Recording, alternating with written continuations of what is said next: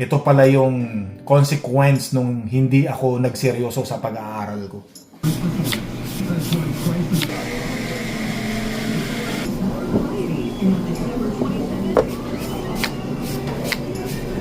Bibili lang ako ng gloves mga kainags ha. Tama-tama meron tayo Winter, Spring, Summer, or Fall. Tuloy ang buhay sa Canada. yung 20% discount. Ayan ah. Ayan, ano to eh? Magkano ba to? $20 para sa winter mga kainis, yung leather gloves. Pag wala ka kasing gloves mga kainis, ganyan ang mangyayari ah. Puputok yung mga kasukasuhan sa sobrang lamig. Madilim na, madilim na. Alas 5 pa lang ng hapon. Nakabili ako ng maliit na almost 1 kilo na barbell pang shadow boxing mga kainags Ay nako po, tingnan nyo naman ang ating paligid pasado alas 5 pa lang ngayon mga kainags Dilim na, pero masarap maglakad-lakad kasi marami pa rin mga tao nakikita. Tsaka marami pa rin mga sasakyan mga kainags. Kung napapansin nyo yan.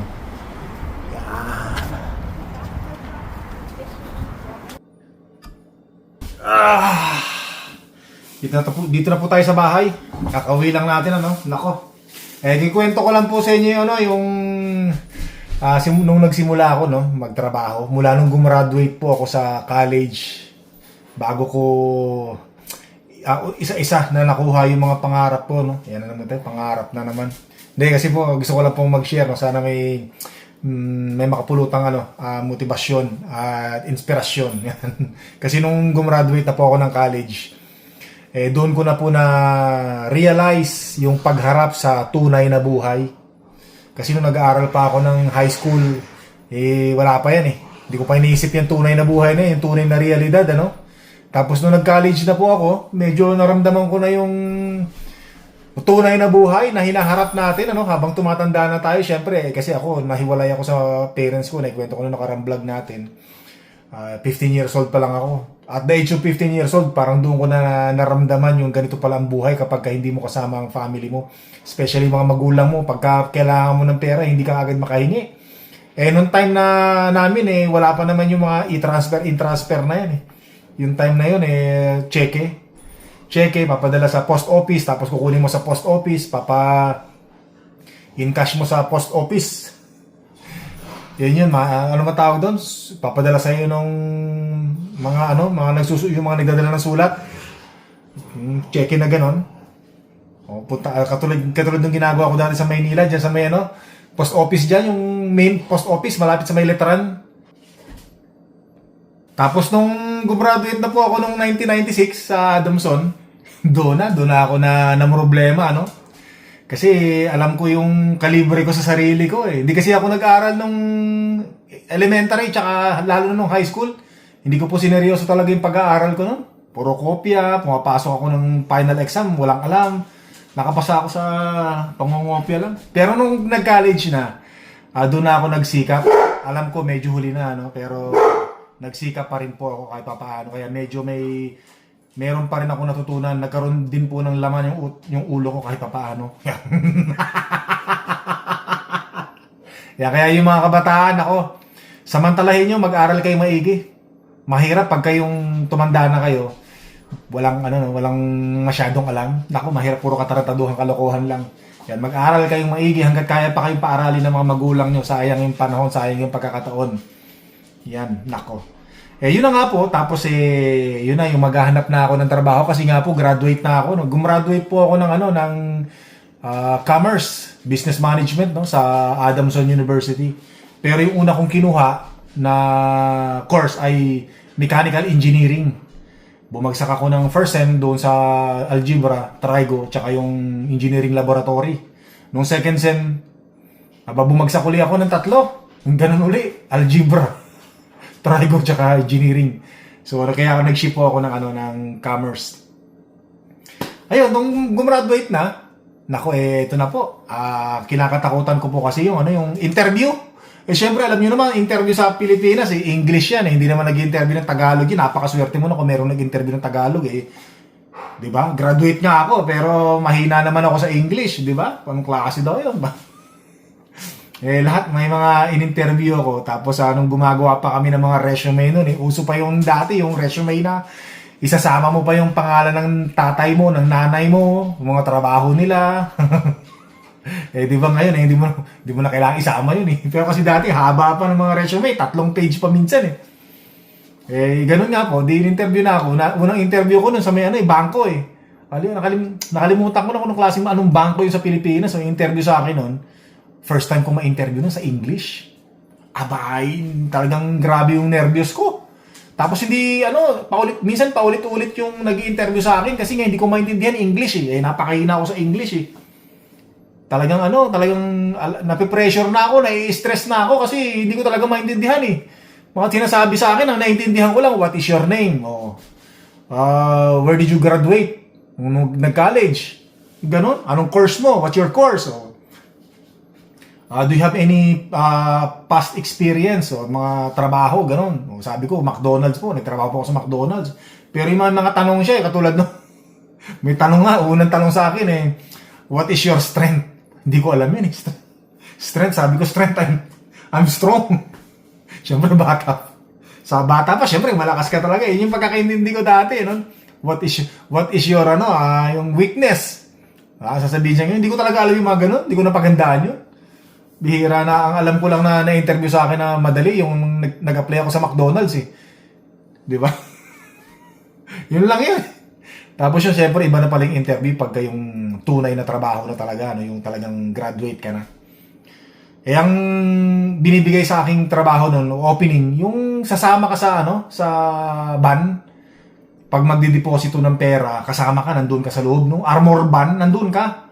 Ikaw yung magdadala yata ng pera, or ikaw yung kukuha ng pera para ilagay sa armor van, may kasama kang security guard, yung mga ganon. Pagka hinold up yung armor van, kasama ka ron sa loob. Damay ka. Na-interview ako noon, isang beses. Grabe, natapos yata yung interview. Alam ko, hindi satisfy sa akin yung yung nag-interview sa akin, babae, English speaking Tinanong ako na sa sobrang nervous ko tinanong ako kung ano yung current work ko sabi ko sa McDonald's. Pero pagkakasabi ko I work in sa sobrang nervous ko McDonald's. Hindi, totoo, seryoso mga kinis, Naalala ko yun talaga, grabe, sobrang nervous ko. Pero totoo yun, talagang mak. Pag mga ganun ako, mak. Buti nga, hindi ko nasabi, McChicken Buti nga, hindi pa ako gumanon, Diyan po ako nagtrabaho sa McDonald's United Nation, Grabe yun, Tapos sabi, sige, tatawagan nga na lang namin. So, siyempre, meron second interview. Siguro, tumawag sa akin, mga 3 weeks. Siguro walang tumanggap nung trabaho na sasama ka sa armor van clerk, walang aplikante na gustong pumasok doon. Kaya siguro wala silang choice, ako na yung tinawagan. Tinawagan ako, second interview. Natuwa naman ako, syempre. Kaya lang habang papunta na ako doon, kinakabahan talaga ako, interviewin na naman ako, English na naman, sabi ko. Ano ba to? English na naman. Actually, papunta na ako, nandun na ako, naglalakad na ako, nakalimutan ko yung bangko na yun, hindi siya masyadong kilala, Di naglalakad na ako, Alam nyo, mga kainis, sa sobrang nervyos ko, sa sobrang stress ko, hindi na ako tumuloy. Natakot na talaga ako. Natakot na ako. Doon ko na, yung sarili ko na sabi ko, ito pala yung consequence nung hindi ako nagseryoso sa pag-aaral ko. Kaya mga kabataan, ako magseryoso kayo sa pag-aaral nyo. Huwag kayong tumulad sa akin, nagsisi sa bandang huli. Pero kahit na nahuli na, di ba, bumawi pa rin ako. Talagang nagtiyaga pa rin ako. Nag-self-study pa rin ako. Hindi nga lang katulad ng talagang maraming natutunan. Pero at least importante yung mahalaga, may natutunan. Hindi pa rin nahuli ang lahat. O kaya ang inikwento ko sa inyo, mga kainis, talagang nagseryoso ako sa pag-aaral, self-study, English. Hindi man ako perfecto sa English. Hanggang ngayon, barok pa rin ako sa English, pero kahit papaano, natuto talaga ako. Yan, nag-aral talaga ako, self-study. Meron akong English-Tagalog Grammar, yung paggamit ng mga mga word. 'Di ba? Ayun, tapos ginawa ko, hirap na ako makapaghanap ng trabaho. Mabuti na lang yung pinsan ko. nagtatrabaho sa agency, yung nagpapaalis sa abroad, naghahanap ng mga employer para sa mga bagong graduate. Ayun, sabi ko, insan, baka pwede mo na mahanapan ng trabaho dyan. So, sa madaling salita, nahanapan niya naman kami ng trabaho sa Intel Philippines, dyan sa may Makati. Ano nga lang kami, hindi kami direct employee. Ano kami, agency. Kumbaga, pag sumweldo kami, yung kalahati yata doon or yung 40% sa agency yun. Hati kayo. Di ba, halimbawa, susweldo ako ng isang araw, halimbawa lang, 600. Pero nung araw, ilan ba yun? Nung 1990s, late 90s, ano? Mga 1996, 1997, magkano lang minimum niya sa Maynila, di ba? Let's say, sabihin natin 500. So, sa 500 na yon parang 230 yata mapupunta sa agency. Tapos yung 270 sa'yo sa nagtrabaho. So, ganun ang kahatian. Kasi sila naghanap ng trabaho para sa'yo eh. So, 8 months ako noon, from the scratch, no? So, nag-apply ako, nag-open ang warehouse ng Intel Philippines kung saan ako nagtatrabaho. Nag-exam ako noon. Exam.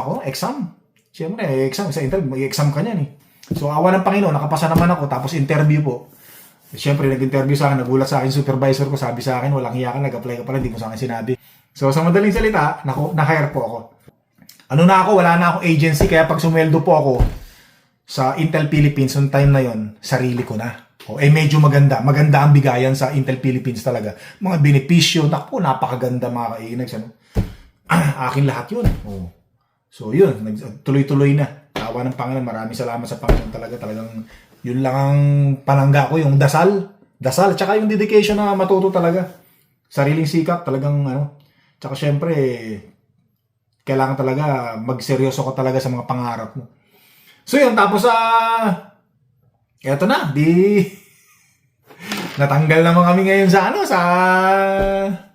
trabaho nga kasi nagsara yung Intel Philippines sa Pilipinas. Nagsara, eto na naman ako ngayon, back to zero na naman ako. Tapos yun, naipasok naman ako ng kaibigan ko sa kumpanya rin sa may Gateway. Maxim. Una ko pinasok diyan yung sa shipping. Dali lang shipping eh. Sulat-sulat ka lang eh. Tapos sinuwerte, pinalad na makapag-apply sa expediter. Kaya lang wala, hindi ko maintindihan yung mga pinag-aagawa ko rin, mabuti na lang nung time na yon, meron na tayong apply sa application sa Canada. Hintayin ko na lang yung result nung application ko sa Canada. Nung time na yon, nag-apply ako sa Canada. Hindi ko alam na merong denied. 'Di ba? At merong approve. Ibig sabihin, pwede kang ma-deny sa application mo sa Canada. Akala ko dati pag nag-apply ka sa Canada, nagano ka na, ayos na, gano'n na. Yun ang pagkakaisip ko. Yun ang pagkakaintindi ko. Kasi first time ko mag-abroad eh. Hindi ko alam na meron palang mga nadi-deny sa mga application papuntang Canada sa mga trabaho, mga working application, no? Hindi ko alam yun. So yun, nag-resign nga ako doon sa expediter, sa Maxim. Hintay ako 1 taon. So yun, dumating ako sa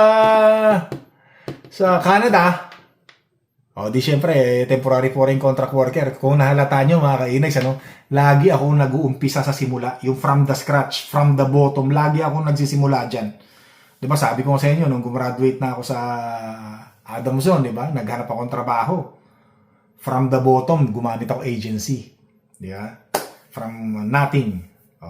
Hanggang sa na-absorb ng Intel Philippines. Nagsara. Punta ako ng Maxim. Diba? From expedite, yung sulat-sulat. Napunta ako ng expediter, kaya lang hindi kinaya ng utak eh. Wala nahilo eh. So yun, punta naman ako sa Canada, from the bottom ulit, from the scratch ulit, mga kainis, sabi ko nga sa inyo, di ba? Doon sa mga nakapanood ng aking journey sa Canada, alam nyo po yan kung saan ako nanggaling at nagsimula. Di ba, natulog ako sa garahe, di ba? Palipat-lipat ako ng kumpanya para makahanap ng way para maging permanent residence. So yun, nabigyan naman po ng magandang pagkakataon, naging permanent residence, at hindi ko po sinayang yung mga opportunity na bawat dumarating sa akin. Kasi nga po, yung naging experience ko dati nung ako'y nag-aaral pa, nag-college, di ba, sabi ko nga sa inyo, nagsisi na ako dyan na hindi ako nag-aral. Nagsisi na ako dyan na may mga opportunities na hindi ko ginrab.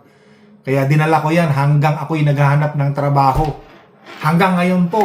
Pero nung mga sabi ko, nung natauhan na ako, sabi ko dapat pala yung mga opportunity na dumarating sa atin, magmula ngayon, hindi ko nasasayangin. Magmula ngayon, dapat may gawin na akong paraan para pagdating ko ng magkaedad na ako, hindi ko pagsisihan, sabi ko sa sarili ko po. Maraming salamat sa Panginoon. Kasi nga po, mula nung dumating tayo sa Canada, pagdating pa lang po natin, talagang nasa isip ko nun mag-ipon na. Yun na po. Naikwento ko na po sa mga previous vlogs ko. Sinasabi ko lang po talaga ngayon, ang topic lang po natin ngayon, lagi po ako nagsisimula sa ilalim. Lagi po ako nagsisimula from the scratch. Pero napakaganda po ng istorya kasi masarap talaga yung nagsisimula ka sa simula, no? Para alam mo yung bawat level, yung hagdanan. Alam mo, bago ka makarating dun sa mga pangarap na gusto mong abutin sa buhay mo talaga. So sabi ko naman po, hindi naman po kataasan yung pangarap na naabot ko, no? Sa akin, napakasimple lang naman po pangarap ko. Napakasimple lang po, di baling hindi bago, importante, kahit luma, meron. Hindi baling, di ba, sabi ko, hindi baling sasakyan ko, bulok, second hand, importante, may sasakyan. Importante ko po, wala tayong binabayaran utang. Nagagalit na po yung aso ko, ingay daw ng bunganga ko. Dali po, sandali lang po. Ay, papasok mo yung aso. Ayun na, hindi na kaya ha. Yun na po, at hanggang sa nadala ko na po yung family ko dito, sabi ko naman po sa inyo, naikwento ko na po yan, ayoko na ulit-ulitin, baka maraming magalit. Sige po, ulit-ulit na lang ako. No? So yun lang, at sabi ko nga po, napakaganda po ng aking ng aking yung journey sa buhay. Kasi po syempre, sabi ko nga sa inyo, malapit na po tayo doon sa ating retirement. Gusto ko na rin mag-retire, sa totoo talaga, no? Hindi na tayo katulad po nung dati na talagang gusto ko trabaho. Ganyan po talaga dati ang nasa isip ko nung unang dating ko sa Canada. Gusto ko magtrabaho, kumita ng pera. Mas gusto ko yung mas marami ako oras sa trabaho. Pero talagang dumarating po sa buhay natin minsan talaga na pag nagkakaedad na po tayo na talagang pagod na ako, gusto ko na magpahinga. Dumarating po talaga yun, parang ayoko ng gusto ko at the age of ganito, pahinga na. Tapos na yung laban natin sa buhay, tapos na yung gera natin. Napakasarap po nung gano'n. Yung bang, pag nag-retire ka na po, tapos malakas pa tayo, yung bang malaya ka na, no? Yung stress-free, malaya ka na po. Hindi mo na kailangan gumising ng ganitong oras para pumasok. Alam niyo po yun, hindi mo na kailangan magkaroon ka ng maraming overtime para makuha mo yung amount na pera na gusto mong makuha sa sweldo mo. Napakasarap po nung gano'n. Yung malaya ka na, wala ka nang iniisip. No? Kasi bayad, sana ba? Sabi ko nga po sa inyo, kung bayad ko na itong bahay ko na to, nako matagal na po akong nag-retire. So, kasi ang bala ko po, kung sakali po ako magre-retire, ang bala ko po kasi, uwi po ako sa Pilipinas. Tapos balik na lang po ako sa Canada, mga isang buwan, 2 buwan, balik ulit ako sa Pilipinas, mga ganun po. Gusto ko na po i-enjoy talaga yung gusto ko na po i-enjoy yung buhay natin, Napakasarap talaga yung syempre, alam niyo naman po iba yung buhay sa Pilipinas, Kaya, wag na natin pag-usapan po yung mga politika, wag na natin pag-usapan. Syempre, pag pinag-usapan natin yung politika, toxic na po talaga yan. Pag-usapan na lang po natin yung masarap tumira sa Pilipinas, di ba? Yung mga lugar, di ba? Mga pagkain, di ba? Sarap mga tanawin, mga places, di ba? So yun lang mga kainis, pero sa akin naman ngayon kasi sobrang thankful ako sa Panginoon dahil very komportable po ako kung ano man po ang meron ako ngayon. Sabi ko kasi inyo, hindi man bago, luma man, importante meron, mahalaga, nagagamit mo, maayos po at higit sa lahat po free. Free sa, di ba? Sa mga babayarin. Yan. Pag sinasabi ko pong free sa utang, wala tayong utang, marami pong nagagalit sa akin. Marami pong nayayabangan sa akin pag sinasabi ko pong wala po tayong utang. Pero may utang naman po tayo, itong bahay natin, utang natin. Yan. Kahit yung... Kaya hindi ko na po sinasabi na wala akong utang Kasi marami nagagalit sa akin. Kaya ko lang naman po sinasabi to para po sa maging inspiration, motivation. Kasi po, halos lahat ng sinasabi, tayong mga nandito daw po sa Canada, ibaon daw po lahat tayo sa utang. So, depende po sa lifestyle natin yan. Depende po sa lifestyle natin yan. So, yun lang po. Maraming salamat po. Na-share ko lang po yung aking Sana po may makapulutang aral. At, di ba? At motivation. Yan. So, sa mga bata, kabataan, ngayon, habang malakas pa kayo, magtrabaho kayo na magtrabaho. Pero syempre, dapat balance lang. Tsaka syempre, dapat yung mga kikitain yung pera, mas marami mapunta sa bangko. Para pagtandaan nyo na, nako di ba? Bili na kayo ng bahay, katulad yung sabi ko sa inyo. Para merong plans ahead. Yan. So, ganito lang po yung vlog ko. Maraming salamat. Don't forget to subscribe, click the like button, leave your message po. Maraming salamat. At hanggang sa muli po.